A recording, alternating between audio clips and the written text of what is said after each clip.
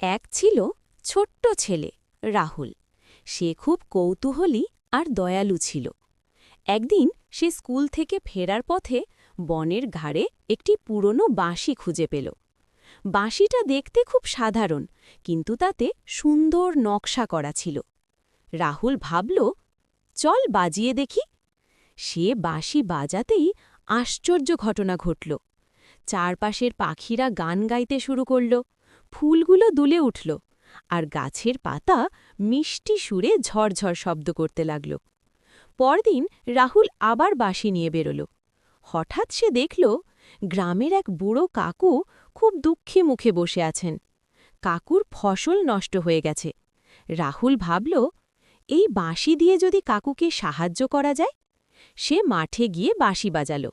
সঙ্গে সঙ্গে আকাশে মেঘ জমল আর হালকা বৃষ্টি নামল। শুকনো জমি ভিজে উঠল। কয়েকদিনের মধ্যেই মাঠে সবুজ ধান গজিয়ে উঠল।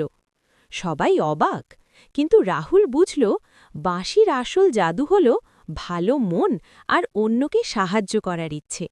কারণ যেদিন সে শুধু নিজের আনন্দের জন্য বাজিয়েছিল, সেদিন কিছুই হয়নি। আর যেদিন অন্যের উপকারের জন্য বাজালো, সেদিনই জাদু কাজ করল। তারপর থেকে রাহুল সবাইকে সাহায্য করতে লাগল, আর বাঁশিটা সে লুকিয়ে রাখল, যাতে কেউ লোভ না করে। শিক্ষা: ভালো মন আর অন্যকে সাহায্য করার ইচ্ছে থাকলেই সত্যিকারের জাদু ঘটে।